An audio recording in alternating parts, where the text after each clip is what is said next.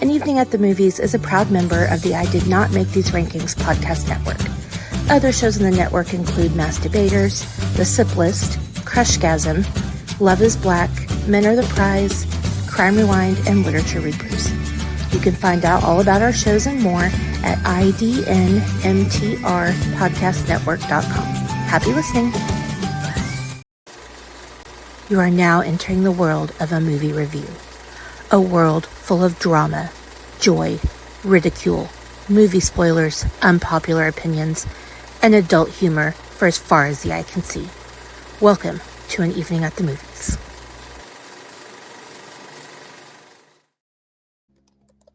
Hello, my people. How is everybody doing on this fine morning while I edit the privacy on my Facebook post, because that's what I always do at the last second.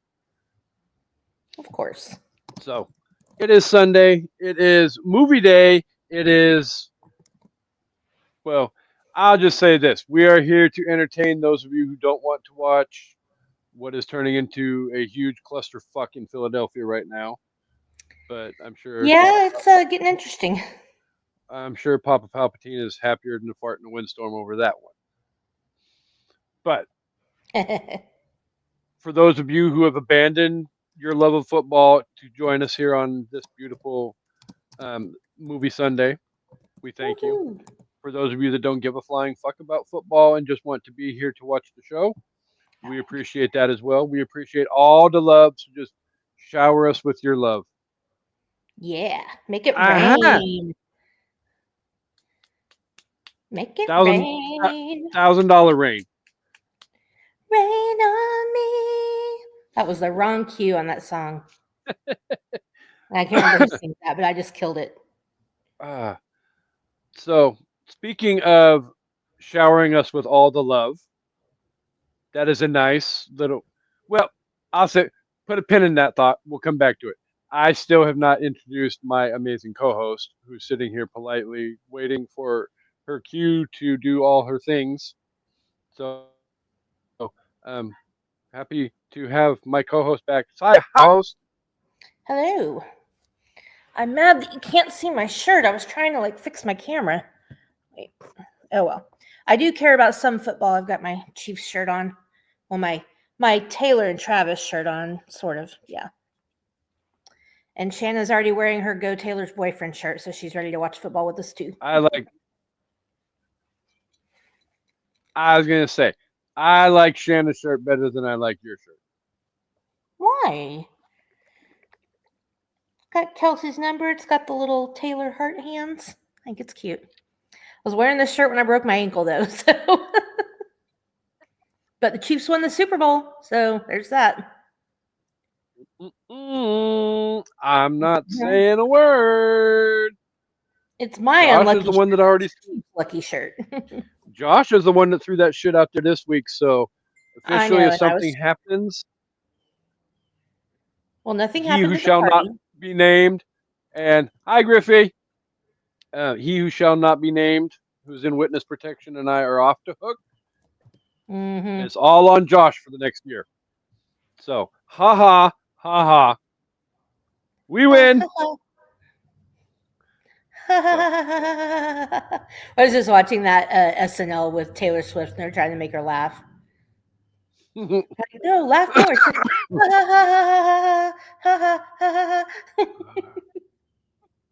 Anyway. Happy 50th anniversary to Saturday Night Live. Yep. So, for anybody who watched it last night, and if you didn't, I won't spoil it, but I will say, I mean, we knew it was going to be about the inauguration, about Trump, whatever. It was really funny, and there was a great special guest, but also I couldn't laugh as much as I would have normally laughed because I think it was too soon. So I think they did a good job, but under different circumstances, even been 7 days yet.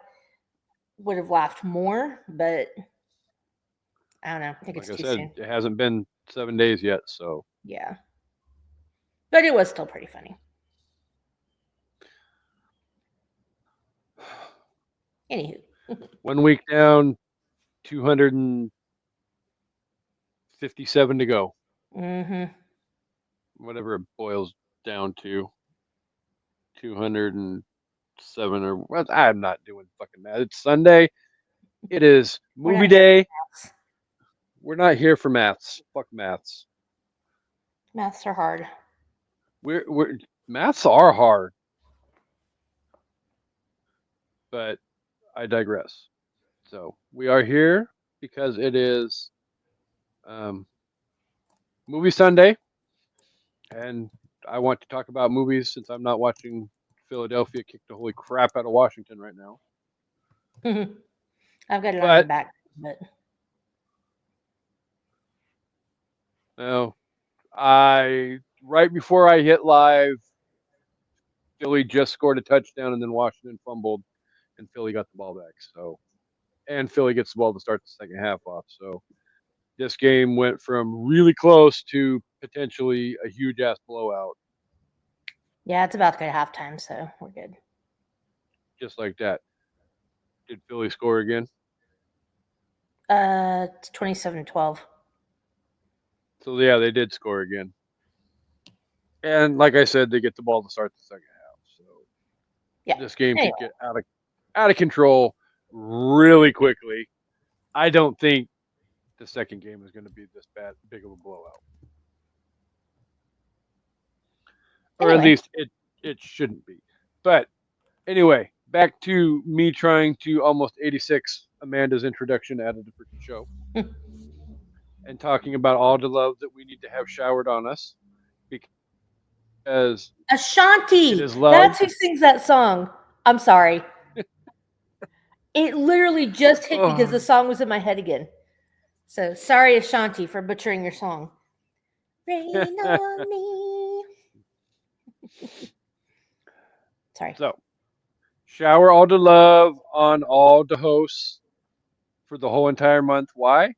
Because we're going to do a whole month with one episode off of rom-coms. Whoop, whoop. And technically, in a way, I guess, around the bend and back again, the other movie we're going to talk about this month slash book is still, in a way, a love story.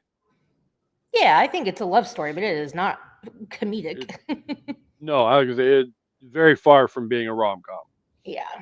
So, but we'll get to that later in the episode. But for those of you who cannot tell from my amazing screen name, or you're listening on the Spotify, Apple, Google, or wherever you get your podcast listening fix, um, we're going to be talking about McDreamy the Teenage Pimp this week on An Evening at the Movies, otherwise known as the Can't buy 19... me love,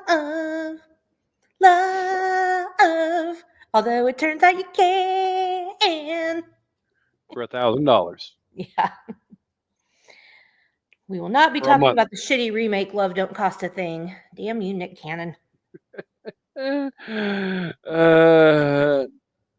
I have no thoughts and opinions that I'm willing to share about Nick Cannon right now. Even though, I mean, he's probably maybe a little less skeezy than Diddy, but I do like the song though. that's a can of worms we're not opening this week on An Evening at the Movies. So, Think you gotta keep me, I still don't. Think I wanna spend your cash, I won't. Even if you were broke, my love don't cost a thing. yeah, Welcome to the to musical my cat because stylings of I ain't Amanda got Kohlhofer. You're welcome. Sorry. her is bad at. So Brandy officially predicts that she thinks the Eagles are going to be one of them teams for the Super Bowl. I could not hear after Brandy predicts. I heard. "Murr, murr, murr, murr, murr, murr." Oh, Brandy said she thinks them Eagles going to be one of them teams for the Super Bowl. I think so too. But Well, as long why as is the she other, messaging you about football instead of watching our show and talking to both of us? I Rude. know. Well, I guess I'm I gotta take over this shit. Yes, we are here to review the 1987 lovely rom-com, one of my favorite movies of all time, Can't Buy Me Love. Starring, of course, McDreamy. Why are you pointing at your face? Because it's one of mine too. Oh, okay. Yeah, I've seen this movie a million times. Like, I Oh, rewatched it easily. today just because, but I could probably quote the entire movie.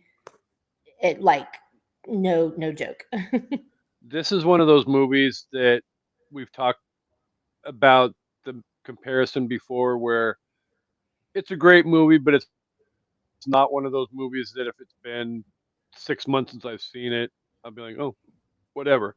This is one of those movies that I have to watch on a regular basis. Otherwise, I feel shitty about myself. So, Yeah, it's just a great movie. And and if you're a McDreamy stan like me, really you're a Ronald Miller stan. You liked McDreamy back before he was McDreamy. Between this because, and Loverboy, I had a crush. yeah, this, I would eat the extra anchovies. Wink, wink. I bet you would. This actually was not the first movie that I saw um, Patrick Dempsey in. Oh, really? What was? I don't remember what the name of it was, but I remember being a kid back in the 80s, and every Sunday night they had the Wonderful World of Disney movies on, Oh, hmm. and he actually did a quote unquote made for TV movie I mean, I where could see that. yeah, and he played a teenager who had epilepsy, Oh, well, dang. and there was a procedure where potentially they could sever the middle part of his brain and cause seizures to slow down. And his parents refused to do it, so he sued his parents for emancipation Oh, so that he could have the surgery. gotcha. It actually wasn't a bad movie, Huh. but shortly thereafter, Can't Buy Me Love came out, and then Loverboy, and then he kind of sort of faded into obscurity for a few years before exploding all over the ferry boats in Seattle, Washington, in a little TV Hey, show. he had some other good movies though. He was never really a main character. Like he was in With Honors. Scream 3, He was in With Honors. He was in Outbreak. He was in oh crap, what's that? No, it's not Scream Made in 3, Manhattan. Not Made in Manhattan. It was crap, what was the name of that movie? He was in Sweet Home Alabama, but there was another rom-com that he was in around that same time. Love Maid of them Honor, gossip. that's what it was. I kept thinking Maid of Manhattan, but it was Maid of Honor. He was in a Transformers movie, and then yeah, Grey's Anatomy. Pew. McDreamy He is problematic though, but we won't go there. there's a lot of shit. So we're not talking about all the other stuff, but we will focus a lot on this specific movie. And as much as we love this movie, there's some freaking bullshit that goes on in this movie that needs to be addressed. Yeah. And yes, I feel very confident in calling him by the nickname that I have given him for this episode, which is McDreamy the Teenage Pimp.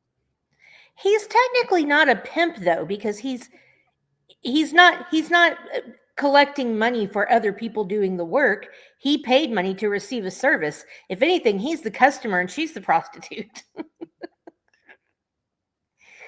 Not Okay, really so though. he's fucking Richard Gere, and Amanda Peterson is Julia Roberts. Well, wouldn't no, that'd be the other way around because he was the rich one and she was the poor one. But he was the one doing the paying. Yeah, there's just no comparison. They are who they are. Either way you look at it, this movie is riddled with, oh my god. I mean, Well, it's we, the 80s. I won't speak for my co-host, but I didn't necessarily see as much of a problem with this as a 10-year-old child watching it back in 1987, 1988. Yeah. Um, but Well, yeah, as an adult, it is riddled from top to bottom with all kinds of problematic scenarios. yeah, I mean, there's some. I still think it's a fantastic movie, but well, Oh, it's still a fucking great movie, let's do the but plot before we summary get real into quick. all, Yeah, and plot summary, Rotten Tomatoes, and then I have a surprise. You want to do Rotten oh, Tomatoes first? I'm intrigued. Yeah, really quick. Um, Can't Buy Me Love, released on August 17th, 1987, was directed by Steve Rash, was fucking autocorrect screwed up my damn notes. Was released by Touchstone Pictures, not Touch Type Pictures. Um, it had a mysterious budget that nobody seems to know about, Interesting. but it made $31.6 million at the box office, Nice. and it is currently streaming to rent wherever you rent your movies online. So, in other words, it is not included with the streaming service. I gotta think. I mean, I And know. Oh, sorry. oh, go ahead. I was just saying the budget for this movie. I feel like couldn't have been that much because there were no big stars in this movie. Um, and No, there no, was a lot of soon to be discovered talent. right. But at the time, none of these people were big stars, and it it was probably mostly filmed on location in Tucson at a high school and a couple of people's houses. Like, there's literally nothing like there's nothing fancy about the movie. It was filmed in a few select locations, plus or minus one or two, and yeah, I mean, I would bet the thing they paid the most for was rights to the Beatles song. Which at the time would have gone to Michael Jackson because Michael Jackson owned the beat. The that one whole another whole big can of worms we won't get Oh, I thought into. that didn't happen until the 90s. I don't know. Oh no, that's part of the reason why after the I believe it was the Girl Is Mine single on Thriller that Paul McCartney and Michael Jackson used. Oh, okay. So, Whatever. He's no Scooter Braun and Brian, what's that guy's name? Borchetta. Those two can get fucked. Anyway, mhm. okay. Just Rotten the Tomatoes? joys of the music. Rotten Tomatoes, which is going to be an interesting guess. I'm excited to see if Amanda can figure out the spread on these two scores. I'm going to do tomato meter first because, to my knowledge, and unless you have heard otherwise, this movie is very, very loved. I don't, but again, Rotten Tomatoes came out a lot later, so it's like hard to know. But I'm going to say this has a high audience score. I could be completely wrong, but I don't know anybody that doesn't like this movie. I will say this: the popcorn meter, which is the audience, the review is based off of 25,000 plus reviews. Oh, wow. Okay. I'm going to go with 82%. You know me and my Horace ratings, I'm probably overestimating. Oh, I'm really far off? Okay. No, Uh, that medium far off. the critics, the tomato meter, let's go with 61%. So that one Okay. you're off big much on, and not in a good way. On 25 reviews, this movie got a 50%. Assholes. I know this movie is not that fucking bad. I'd like to go read some of those. And the popcorn meter, like I said, on 25,000 plus reviews, gave this movie a 74. Oh, okay. So I wasn't too far off, but No, Like I you know, said, medium much on the popcorn meter, big much on the tomato meter. it was only 11 points. But yeah. All right. Still. Well, for those who don't know, Can't Buy Me Love is about nerdy high schooler Ronald Miller, who rescues cheerleader Cindy Mancini from parental punishment after she accidentally destroys her mother's designer clothes. Ronald agrees to pay for the $1,000 outfit on one condition: that she act as though they are a couple for an entire month. As the days pass, Cindy grows fond of Ronald, making him popular, but when Ronald's former best friend gets left behind, he realizes that social success isn't everything. I wouldn't exactly say that's how that happened, but okay. No. Okay. So you have an So, announcement or a yeah, so we've been surprise or whatever. talking, yeah, about we've got our new segment of doing a top 5 towards the end of the show, related to the topic, and we had talked about another thing that I figured we could do sporadically, so I decided to bring it today. We are bringing sip libs to an evening at the movies. Whoop whoop. Woo! Yeah, woo! Need some applause. Okay. And this one is aptly titled Love Letter. Actually, it's Love Letter 3. So we missed Love Letters 1 and 2, but we're picking up on the end of the trilogy. Are you I ready? feel I'm ready. I'm ready. Okay. Name of a person.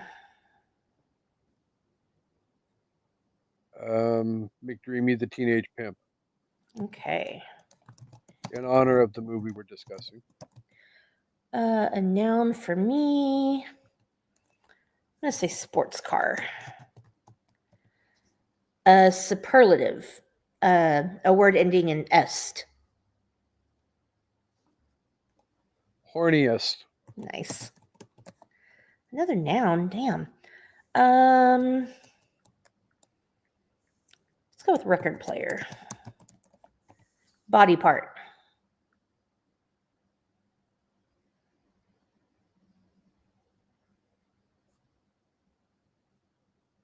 Uh, let's go hairy nipples. Nice. Verb ending in ing. I will go with fucking. A noun. Nipple clamp. There are no adjectives on this. Rude. Right? An event for me. Let's go with Columbus Day dance, since it's in the movie. A verb. Fornicate. Oh crap! Hold on. Okay. Kate. Day of the week. Let's say Saturday. Hump day. Oh yeah, that's better. Let's say hump day. Okay, verb.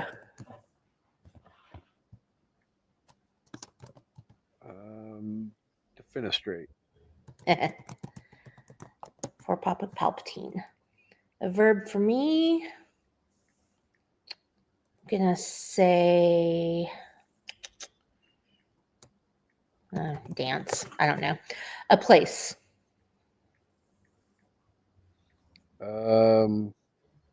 Sex dungeon. Nice. A time span. I'm gonna say a semester. A semester in a sex dungeon. Yes. Verb. What? Spanking. Spank. Okay, spank. Adverb. I'm gonna say quickly. And last one, name of person. Amanda Kohlhofer. Nice. All right, here we go. Dear McDreamy, the teenage pimp, it has come to my sports car that you are the horniest boy in the record player. My hairy nipple starts fucking a nipple clamp every time you speak. I would like to fornicate if you want to go to the Columbus Day dance with me next hump day. If you defenestrate, please dance at the sex dungeon in a semester. I spank you and everything about you. Quickly, Amanda Kohlhofer.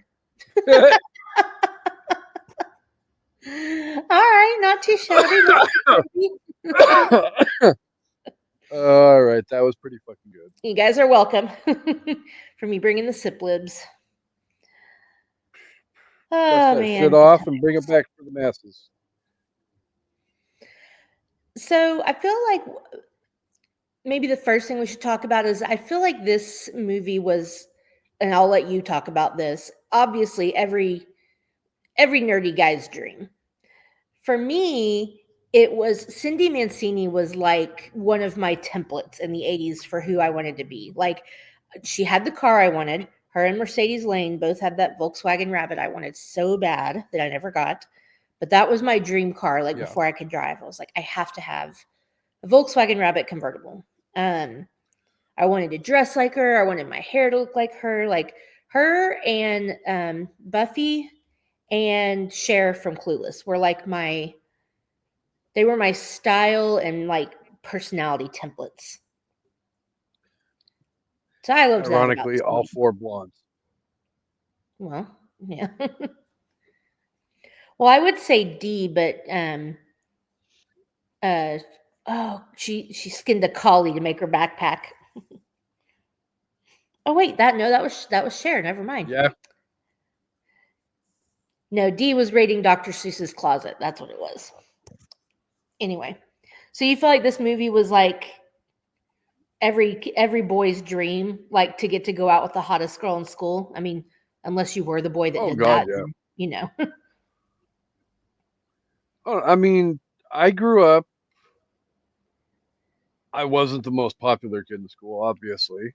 I wasn't the least popular kid in school either.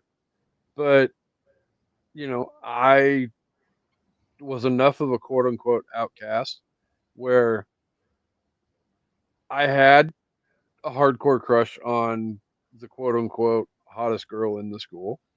And How'd you have a she crush on shall me from remain. all the way over there? She shall remain semi nameless because she does listen to the show occasionally. Oh. So I'm not going to embarrass myself in that fashion. But no, I Woo. can't. Sorry. Every I think every person especially their teenage years is at least moderately concerned with social status Oh yeah. and willing to do whatever it takes or pay whatever it costs to achieve said social status. I mean, if I had an ungodly amount of money, what are you taking a picture of? I'll I I need to get a picture of Erin Andrews' coat because it's gorgeous, and she's definitely in her Taylor Midnight's era with this coat, and I love it.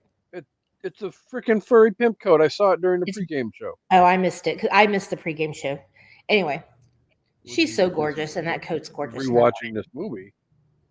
I was watching this that you movie. didn't that you didn't need to rewatch? But Yeah. I mean, definitely 100% rest in peace, Amanda Peterson. But I remember at 10 years old having a huge major crush on Cindy Mancini. Yeah, she is beautiful. So, And of course, getting to the next 80s movie thing that we always have to talk about, but in this movie, I feel like it is so blatant. Other than Ronald and Kenneth, and maybe Cindy, I could maybe put Cindy in there too. Nobody else in this movie looks like they're in high school. Fucking Bobby, who's supposed to be a freshman in college, looks like he's 30. yeah, The two best friends, Barb and crap, why am I blanking? Patsy. Patty. Patty. They look like they're at least 27, 28. I know this is an Oh 80s yeah. movie thing, but then again, wanting us to believe these are high school kids was a stretch. Oh no, and even like the football players Oh look yeah. like they were way too old to be in high school. Yeah, for sure. Um, well, I mean, Seth Green probably looks like he's about 10 to 12 years old at the time. Yeah, which I think is what he's supposed to be. He's so young. Yeah, it's one of those Shut things that up, Jack. I remember watching this, rewatching this the other morning, and I knew Seth Green was in it, but then Mhm. it's like you have one of those moments realizing the fact that like you and I have grown up and matured throughout our life, but Seth Green is one of those celebrities that we've pretty much been there from day one Yeah. all the way through, his growing up and his maturing through every stage of his life as well. Not saying, we haven't seen other people throughout, their careers, but, Right. it literally, he's one of us that is the same age as we are, or in that same window as we are of age. Yeah. And we've literally all grown up together at the same time, and we've gotten to watch through, you know, my stepmom's Alien, Oh yeah. Can't Buy Me Love, It. freaking It, Buffy the Vampire Slayer, all of it, He's in Robot, Oh, you mean the show. the TV show. Yeah. You know I always think of the movie whenever somebody says that. I Anyway. know, but I will never freaking rip the band-aid off.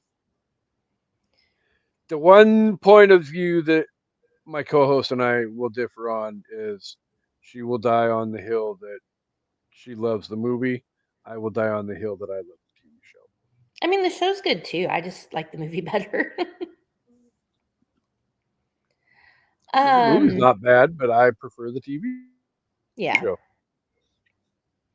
So, So I felt it's interesting, like because you feel bad for Ronald, and obviously they're appealing to, like you said, most kids, even the mhm. popular kids, which Cindy points out later, are worried about their pecking order, and so it's like you feel bad Well, for him, and it's like he's helping that's her the out. whole What?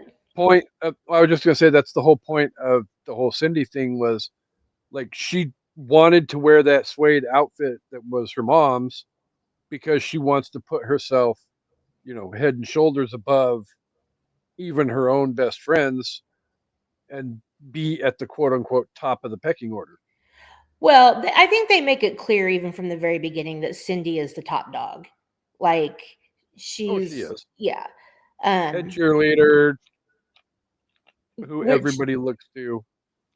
Yeah, and that is something I'll talk about again in a little bit, but, you feel bad for Ronald, and it's like, okay, she did this thing and needs help, and he helps her out, and it's all going good, and then, yeah, he just turns into a complete piece of shit for a while, and it's just like, man, like ditching his friends, playing poker, he couldn't at least call and give some excuse and say he wasn't coming? Like, just yeah, and it's Well, interesting to because see what popularity does to him. that's one of those things that I always beat my head against the wall for is like, how hard is it to pick up a damn phone and call and say, hey, I got to do something with my family. I'm not going to make it Right. because that's it adds to the story by not having it go that way. But at the same time, it's Yeah, still like he spent how many years being treated like he's treating his friends. right. I So know. now it's because he's achieved that status, it's okay for him to do that to his friends. Right. Um, I feel Like, like Kenneth is the rude. only one that has his shit together and has the right idea. Like, he's kind of like, oh, well, they became themselves, we became us. I like us. Like, and he's like, we'll have great memories. Like, Kenneth really has the idea that I wish, we could have had, or it's hindsight, but it's like he has it in the present. Like, Hmm. enjoy who you are, who your people close to you are, and have the most fun you can. Like, you know? Well, especially at that age where, you're 16, 17 years old, you're obviously entering into about that last year of your teen. Well, They're seniors. yeah, they're seniors, so they're entering that last year of, I won't necessarily say childhood, but Well, you know, young adulthood. they're going off into the adult world in June. So enjoy it while you can because life's fixing to kick you in the ass. But he just thinks he'll enjoy it You're so much more if he's popular. Yeah. Well, for the most, I guess in a way he did enjoy it. I mean, yeah. It's crazy the way I they mean, immediately accepted him. But, and it just so over the wall over some stupid ass freaking bullshit. Except, I mean, like literally, he and Cindy break up, and like I'm guessing it's the next day. He's just like yeah, everybody's freaking all over his freaking nuts, yeah. and it's like really. And then don't get me started on the damn Columbus Day dance. Oh, God. It's the African anteater ritual. Yeah, but it's like, okay, when especially when you're his date and you're standing there and he's doing this thing that looks completely ridiculous. And if anybody else were doing it, you'd be making fun of them. But Ronnie's it. He's the hot thing right now. And if you want to be in with him, you've got to Uh, follow his lead. Like the guy says, if the Ronster's doing it, it must be new. It's like yeah. everybody's still worried about their status. And I love Cindy's face when she sees them all doing it. It's funny because Like, Cindy's a are conundrum to you me fucking kidding me? because she recognizes what's happening. Like, at the beginning when she's like, just going out with me is not going to make you popular. Like, she really didn't believe it. And then she watches it happening, but it's like how has it never dawned on her? And maybe it's because she's watching from the outside that Hmm. her friends are doing the same shit with her. Like, she's the queen bee. Everybody's trying, and not in a bad way. She doesn't seem like a bad person. Like, she seems really cool, nice, but No. she's, she's not wielding it over people's heads. She's not like a Regina George. But it's like, how does it not dawn on her that everybody's doing the same thing with her? Especially the girls. It's like, Hmm. and that's kind of, I will say, this is a thing that makes me mad about the movie with other people too, but specifically with Cindy is when she's calling them all out and she's just, I guess she's drunk and she's, revealing the big secret and talking about, what Ronald's turned into, but then she's just like that stupid dance, I never thought this would happen. And then, but what a bunch of followers you guys are. She's right, but that's a really easy thing to say when you're the one that's being followed. Like, even though she does say, like, that's Well, me trying to because impress people, she knows that everybody's looking to her. And so it's like when you're the one not having to follow, you're the one being followed. That's a lot easier. Like, that's an easier stone to yeah. throw, you know? Well, yeah, that's what I was gonna say is, up until the quote unquote breakup, she was the one being followed and had Yeah. all of that admiration being showered upon her. Where then once Ronald basically stole it away, Yeah. it's like, okay, what a bunch of followers you all are. You're just mad they're Did not following you you anymore. not see it 4 months ago when they were doing the same shit to you, lady? Right. But I guess it's different when you were the one being admired and you're not anymore. But Yeah. it definitely goes to I mean, you think about mob mentality. how easy people are swayable. This, and I'm not saying that that's what this is, but you can understand how mob mentality happens when people are so freaking fallible, not fallible, moldable. People are fallible too. Mhm. That's not the word I was looking for. Like we're so easily swayed and duped, especially Americans. No comment. Dum dum da dum dum da dum da dum da dum dum. So, what do you think about what Cindy did at that party? And do you think Ronald should have reacted more harshly towards her? Um, as When she far gets drunk as and tells everybody about their deal.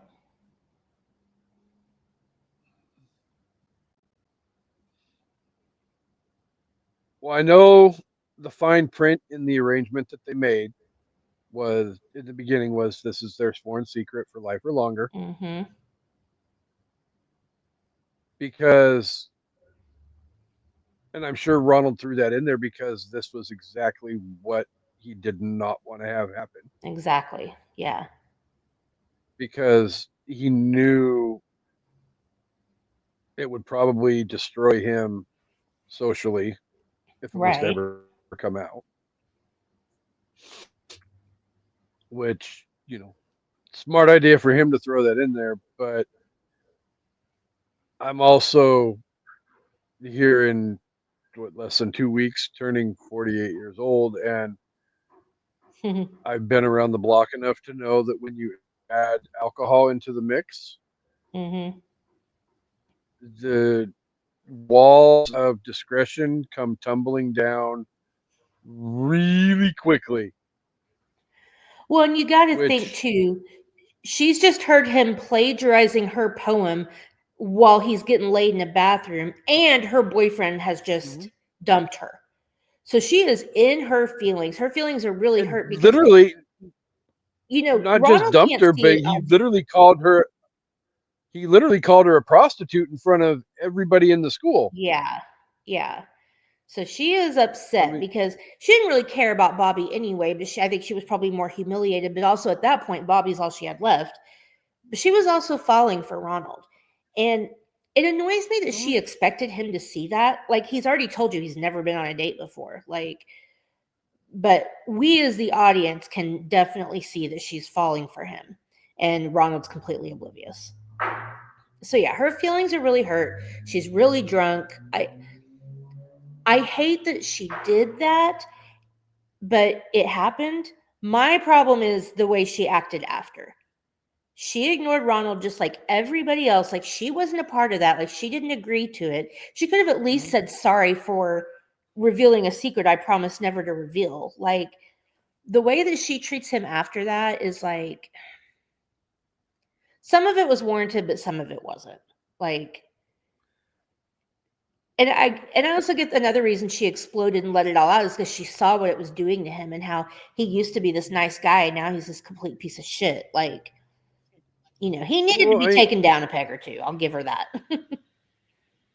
or two, fuck, you need to be taking down a lot of fucking pegs because after the freaking breakup, when he basically took over being king of the social world, he wasn't necessarily very, you know, friendly, probably would be the right word, but he Yeah. treated her like shit too. Yeah. I At least mean, her ticket won't cost me $1,000. Dude, get fucked. I yell at the TV every time that part comes on. Like, dude, go fuck yeah, yourself. well, because like you said, that scene specifically that you're addressing, she literally out of nowhere comes up to him Yeah. and she's trying to have this, heartfelt, caring conversation with him, Yeah.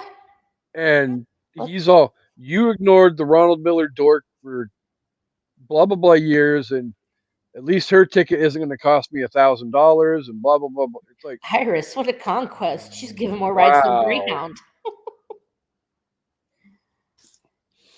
Uh, It's almost like she's trying to point out the pitfalls to him, but still leave it open to the fact that he should be realizing and putting two and two together.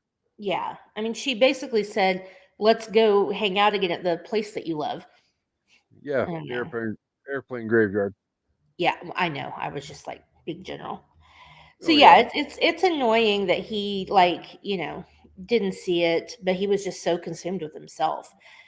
I guess the thing about this movie I don't understand is how everybody behaved towards him after. I understand it to an extent, but like why aren't they looking in the mirror when Cindy tells them how gullible and stupid they are? Why aren't they going, "Oh wow, she's right. I did fall for that." Why aren't they looking at Cindy going, "You agreed to this. Why are you calling him out now like he's a bad guy?" Like Mm-hmm. I feel like that's my biggest like I wouldn't I guess not a plot hole. I find it unbelievable. If anybody that's watching live now has a different perspective, or Casey, if you do, I don't know if it's because I wasn't like popular. I wasn't like a Cindy Mancini or that group, but I was very well liked. I had a lot of different friend groups. I wasn't Papa at the Palpatine. bottom of the totem pole either. So I interacted with a lot of people and I never saw that kind of behavior. I guess is what I'm kind of trying to say. I Did did did you see Papa Palpatine put you in the garbage can? Oh well, yeah, there was that. I That was when I was like a freshman. So I was a nobody then. I was brand new at the school. So maybe that's why I don't get it, but I feel like they all just want to act like he doesn't exist and treat him like he's a piece of shit. And it's like he didn't do that by himself. And y'all followed him of your own free will. Like, spread some of that bitterness around. think, at least from my perspective, the way I look at their reaction after the blow up is I don't think they're necessarily acting that way, disrespecting him or not disrespecting Cindy. I think in a lot of ways, most of those people are probably upset and feeling gullible Like they got tricked. Yeah. over something so stupid like, oh my God, how the hell did we not fucking see that? We're freaking stupid. We're sheep. We're blah, Yeah. blah, blah, blah, blah. If somebody literally slapped me in the face with that kind of information, I'd probably feel the same way too. Yeah, that's fair. That's fair. I guess I didn't really think of it that way, but that makes sense. And she does say, she's like, he bought me and he bought all of you.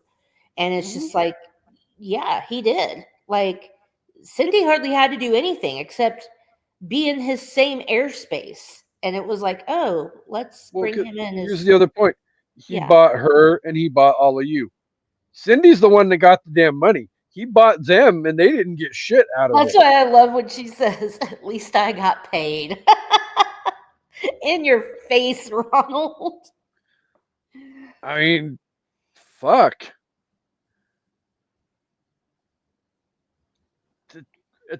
Oh, I can't get over how much I enjoyed this fucking movie. Yeah. I think Cindy Mancini is one of my favorite 80s movie characters because I feel like I mean, obviously she's flawed like everybody and she's a teenager, Mhm.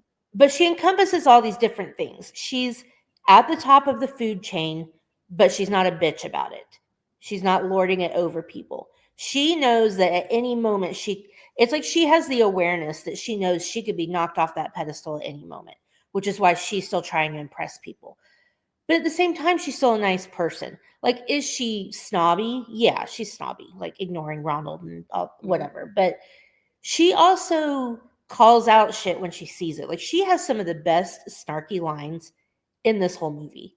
Like, that whole speech, obviously. And then, when they're talking about Patty sleeping with them, and she's like, a lady never talks. Yeah, next time I see one, I'll remember that. One of my favorite quotes ever and just like um when they're making fun of him driving in his car, and she's like, I seem to recall a couple of girls getting very comfortable in that spazmobile. Like, she gave no fucks about calling people out on their shit. No, she had literally no filter, and uh, somebody is watching and just gave us a thumbs up. So um, say hello to your daddy. Hello, father. I'm not calling him daddy. Sorry. But yeah, I mean, she was beautiful, she was popular, and she was nice, and she was witty. I was just like, I loved her. I mean, yeah, some of her little there's another one I'm trying to remember that I really love, and my mind just went blank on it, but I'm sure it'll come to me. Well, there's definitely a you know to and fro to her mentality. Like when she shows up at that first party wearing the outfit, Mhm. and she's all like, "Yeah, Bobby sent this to me." Yeah. You know, all the fine leathers come from Iowa, Yeah, and like her one friend is like, "Oh yeah, Paris, Rome, in and Des Des Moines. Moines." Like, It's like, no. And that's the funny thing is that that's again them following her and pretending and trying to build her up and whatever. Like, mhm, it's just and like the part when they're watching the interview with Bobby and she's like, "Oh, he's just got a lot on his mind, right?" Like she's convincing them and they just go along with it. Like a real friend would have been like, "No, he's a dick." Like what a dick move. But they don't want to yeah. rock the boat. So it's interesting to see how, like I said, just how swayable people are. And Cindy's not even being a bully about it, which is interesting. You don't see a lot of popular characters portrayed as somewhat nice people. I mean, look at everybody else in this movie, except for Yeah. so I think she's a really well written, strong female character for the 80s. Like I really like her. Well, cause like you said, it would have been very easy to just make her a trashy, hateable person, but the nuance of the whole ebb and flow of her character, though, is the fact that you don't hate her at any point in this movie, really. Yeah, because even after the party, it was like, damn, Cindy, you did him wrong, but also she really, I mean, she did break a promise, but I still wasn't that mad at her because of just how everything had piled on her, and No, she like I said, lost it. fucking look at how Ronald treated her before, Yeah, and I'm you add all of that negative behavior compounded with all the alcohol she had consumed that night. yeah. Hearing him use my poem to talk to that tramp, I would have bust in there and threw up all my vodka all over both of them. I mean, Yeah. that I will say that part of the movie, like even as a kid, that part really struck like it like created a pang in my chest. Like that's one of the only parts in the movie where I'm just like, oh, like, her ticket won't cost me $1,000. That was brutal. But him that's the thing. She's the popular girl and everything she's ditzy and whatever. She fucking writes poetry. And it's like the Yeah. one thing she's told him about herself that nobody knows. And then he's just in there like, fuck him. Fuck him. Sorry. Yeah. So No. yeah, And he got what he deserved. he he really did. But even then, at the same time, shortly thereafter, his character is literally redeemed at lunchtime at the school Yeah. when Kenneth is helping one of the mean girls with her math, Yeah. and the jocks freaking confront him, and Ronald comes to the freaking rescue and has that big, long, freaking drawn out fucking monologue Yeah.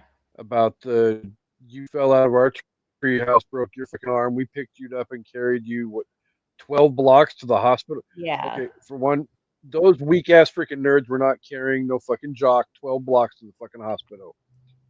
Well, they were little kids. They were like fourth grade or something.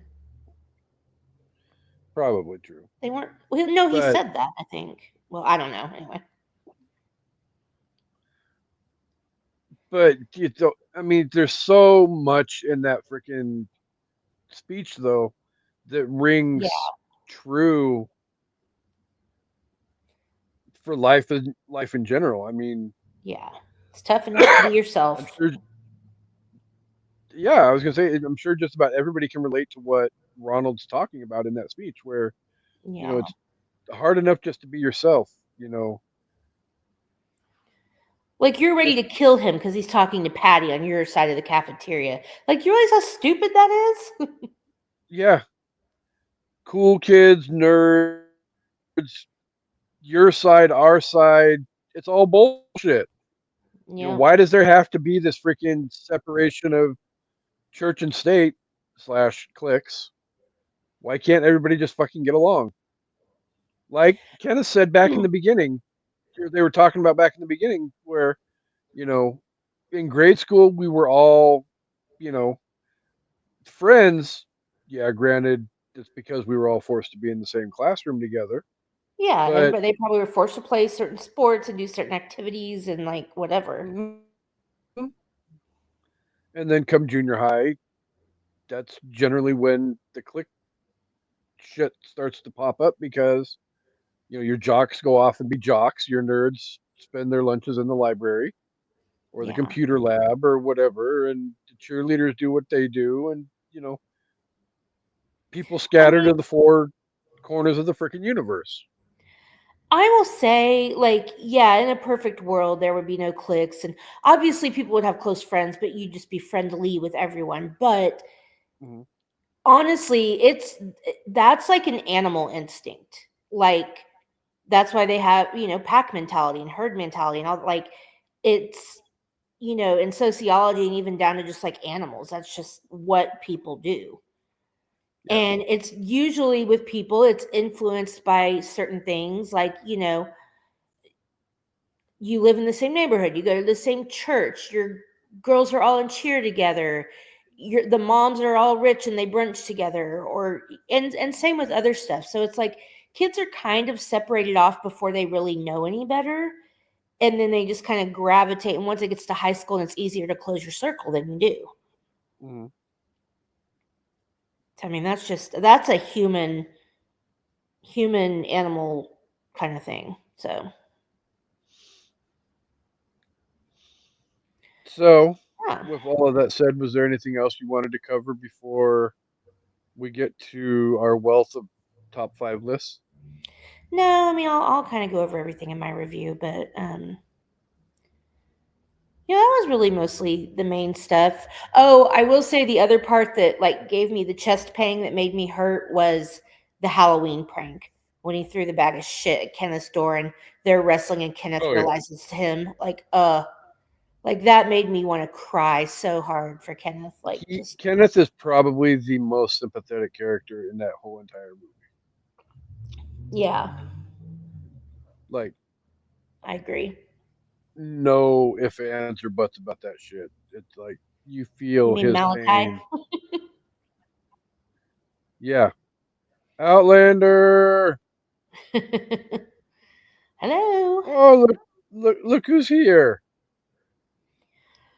Well, speaking of another sip list thing, we did bring our top.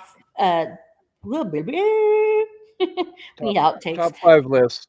We are doing top five lists now with our reviews. So it's usually something related to the movie or one of the actors or whatever. My gummy's kicking in. That's what happened. Okay, What? Wait. Well, you're in Germany you're right dead. now. Please be careful. I don't think they like us very much. Well, there aren't very many countries in the world that like us very Well, much. that's what I'm saying. Nobody likes us. Actually, he's fine because they're probably just laughing at us. But also, he speaks German, so he's okay. Everybody's freaking laughing at us right now, and I'm not gonna say why because it is what it is. Yeah. So Um. Yeah. So we're doing a top five, and I guess today we're doing two. I don't. We go through them pretty quickly, but I ended up doing two. So we said '80s love songs, but I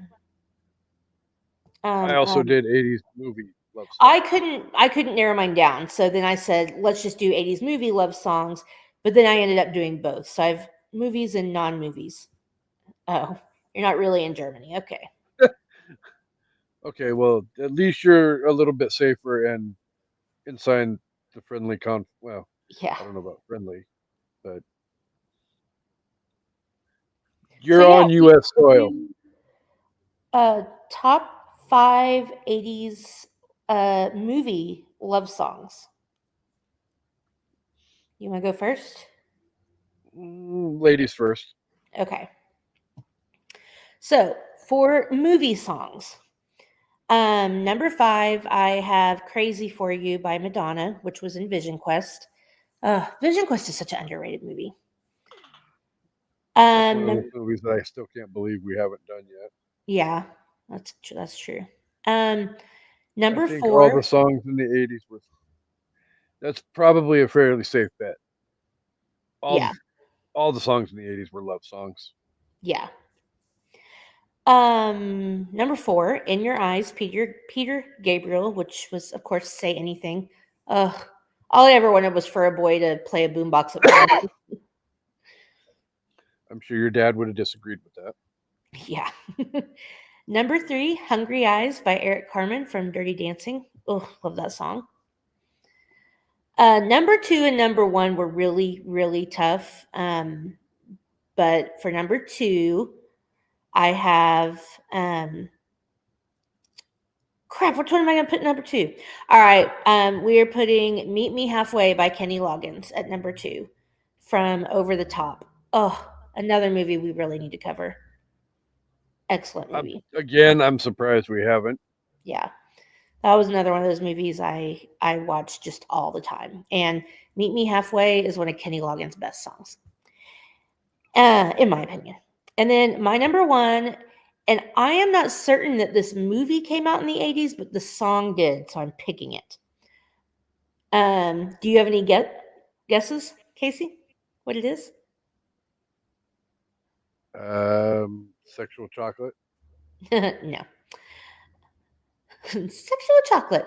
My number one is "Waiting for a Star to Fall," Boy Meets Girl from 3 Men and a Little Lady. So such a classic. Oh God, that song. 3 Men and a Little Lady literally is like right on that cusp Yeah. of. I'm not sure. I think 3 Men and a Baby came out in '87. Yeah, I don't know. The song came out in like late 1988, so I assumed the movie probably came out in like 90 or 91, but Yeah. whatever. It's an 80s song. The movie isn't. I cheated. Deal with it. It's my list. No, and okay, so if it's not a straight up '80s love song, it's a borderline '80s love song. Yeah. So, and it's a great song anyway. So, if people Epic want to song. freaking nitpick, then Waiting for a star to fall. every time it pops up on my damn Spotify, I screenshot it and uh Me oh, too. I was so there's happy to your see it. there's your answer. Oh, 1990. Thanks, Brandy. So see, she is watching. I was so excited to see "Waiting for a Star to Fall" on the Righteous Gemstones. I wanted it to be like "Running Up That Hill," Kate Bush, where it became a popular song again, but I think only Kate Bush has pulled that off. True. All right, well, what are your top five 80s movie love songs? Okay, so I, with one exception, could not rank any of the four that aren't my number one because I feel like they're all right in that window of epic greatness. Oh, let me say something real quick. Before anybody comes Okay. at me in the comments, when Kasey says his number one, you're gonna go, "Oh my God, Amanda, why didn't you have that song?" Yes, that's exactly what you guys sound like. I left it off my list because I knew it was Kasey's number one, and Harvey wasn't here to take it. So there you go. Damn right. And evidently, Brandy's been in and out the whole episode, Okay. and again. So, all right. So my clusterfuck portion of the list that I did, I can't rank because they're all great freaking love songs. Um, one of the most soul crushing songs from an 80s movie of all time, Wind Beneath My Wings Yes, I from almost had that. Beaches. Yep. Ugh. Um, we'll go um, to the obvious love movie from the 80s that all the girls tend to flock to that grew up in the same age that we do. She's Like the Wind Mhm. and The Time of My Life from Dirty Dancing. Yeah. And I think we then covered last but not least, all the songs in Dirty Dancing. All the new pretty songs. much. And then last but not least, before we get to my number one, uh, we'll get to a guy's movie. We'll go Top Gun, Take My Breath Away. That's I wrote that down too. Yeah, they're all great. And Band Aid, rip. Those people who know me know what number one is, and it is the greatest love song of all time. It grew up in the 80s. It is from a great 80s movie, great 80s franchise. It is Peter Cetera, The Glory of Love from the Karate Kid Yes. Part 2. Uh, Such an epic song. I am a Because man I am a who will man who fight will fight for your for honor. your honor.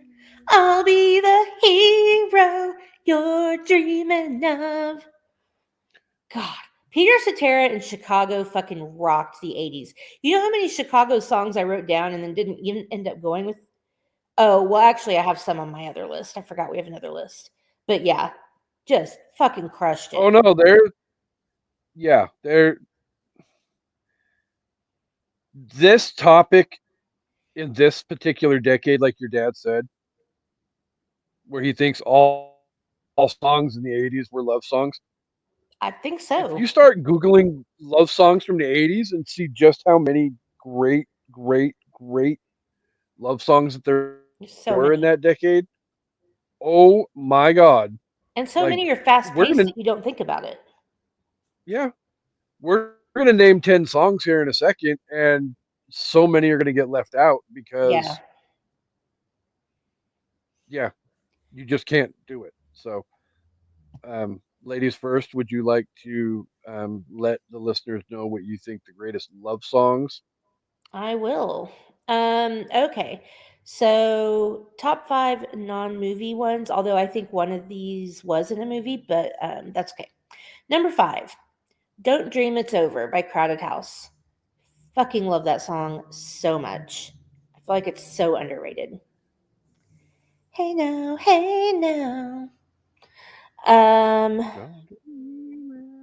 Number four, After All by Cher and Don Henley. Such a good song.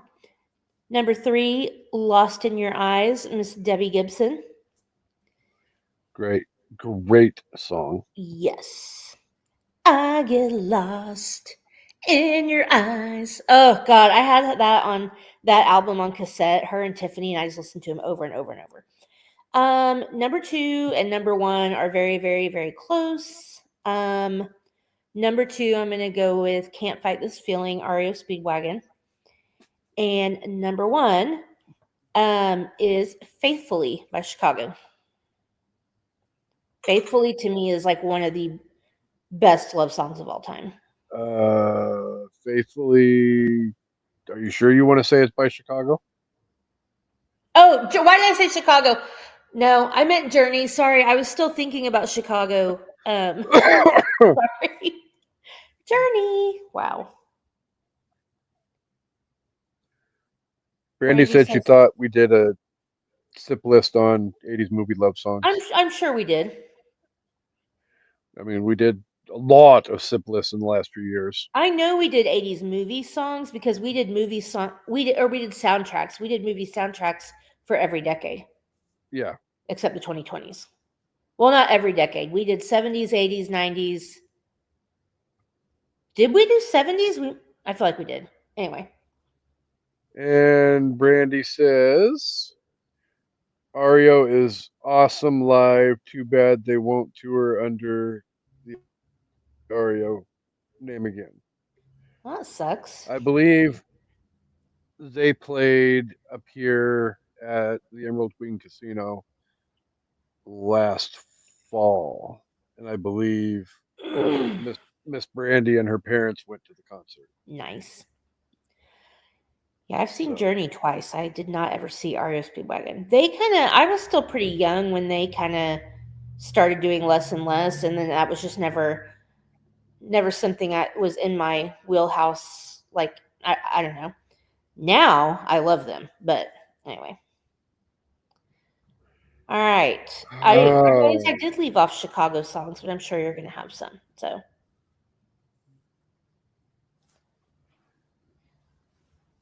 yes, I absolutely will have Chicago on my list at some point. Uh, just sucks because, like I said, there's so many freaking great ones, and mm-hmm. mm, we talked about it last night, and I'm figured I'd probably just do it on the fly, but okay, we'll go with tonight. I celebrate my love for you. Good one. Let's go.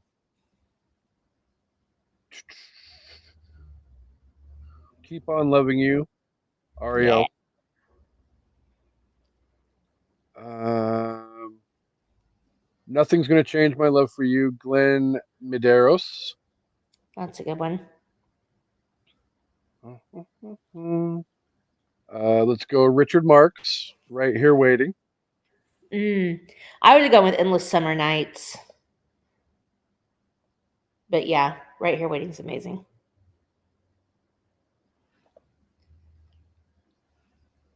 Oh, my bad. Evidently, it was Ridgefield last fall and the fair a couple years ago. So, my bad. Sue me now. Anyway, And last but not least, we'll go with Air Supply, making love out of nothing at all. making love, making love out of nothing at all. Okay, sorry. And honorable mention, Chicago, you're the inspiration. If you leave me now, and this one is Hard habit underrated. to But what break, kind of stay the man would I night. be? Is one of my favorites. What? Oh, yeah. Look away. Look I mean, away. Okay, so my friend Joni, I don't know if she watches the show, but if you are, hey Joni, we lived together like right after college, and we would listen. She had the like greatest hits on CD, and when Look Away would come on, we would like get out our hairbrushes. And how does that song start? Because we would change one of the words to fuck. Oh, uh, when he says, "I," damn it, I'm gonna have to turn it on. Sorry, my gummy's really kicking in. But anyway, we had fun times in college singing or after college singing that song before we go out. So yeah, good times. when you called me up this morning, told me about the new love you found, said I'm happy for you. I'm really happy for you. That was it. We would say, "I'm fucking happy for you."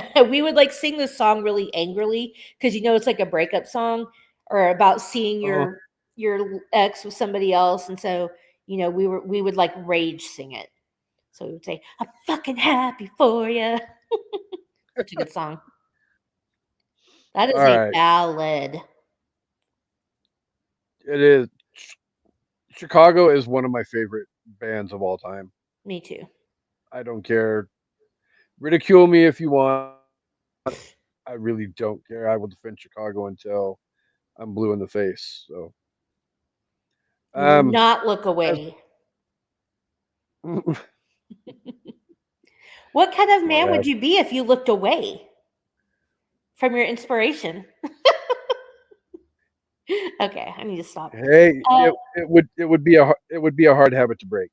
it would be, yes, yes. That was delivered So very Papa Palpatine style. I liked it. we need to get Okay, Pop Palpatine and Gene back on the frickin' show. let's do our reviews because I got to get some food here before this game starts. Yeah, and we're getting Uh, close to.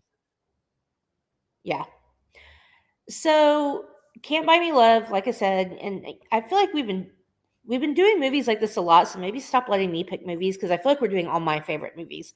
I mean yours too, but I think this is like the fifth week in a row that I've been like, I've seen this movie a million times. I can quote almost the whole thing. I grew up watching it. Um, all those things. Yes, I Father knew I liked Steve. your dad. Go Taylor's boyfriend. Before anybody comes for me in the comments, I like football. I know football. I watched football before Taylor Swift, so zip it. Um.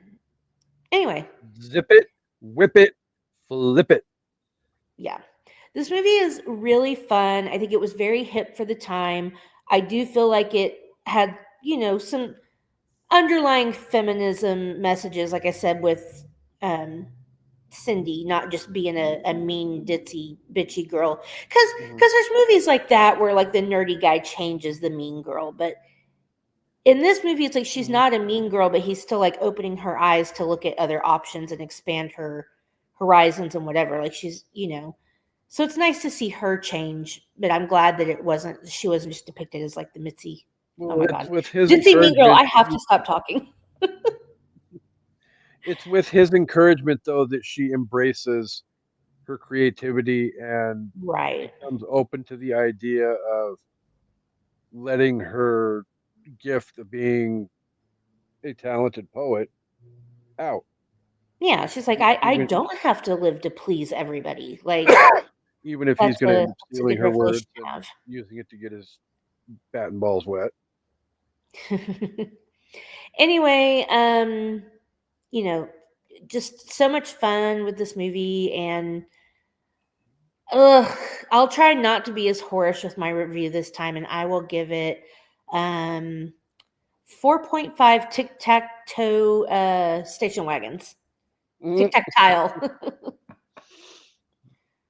So yeah, Amanda covered a lot of very valid points about this movie. This movie is a great movie in general. Um, I feel like it's a subject matter that could easily be told. The story could be told in the 70s, 80s, 90s, to the 21st century, It whatever. was in the 2000s. Well, My not love well, don't cost and a thing. we're not talking about Nick Cannon on the show, I but know. I'm just saying. um, it's definitely something that I feel like kids at every stage of history could relate to in some way, shape, or form. Yeah, So I agree. it's funny, it's heartfelt. It takes you on the roller coaster ride of emotions from A to B to C, and then back again. Yeah, I So agree. there's great music in the freaking movie. Um, Lots of great music. I think it's pretty much a well written movie. It's well acted. If you grew up at the same time as Amanda and I, there there's a lot of faces that you will recognize throughout the entire movie. Yeah. So, um, yeah, I'm gonna go. I so could just go a certain direction and make my rating a total recall nightmare. I'm not though. I'm gonna go 4.5. Um,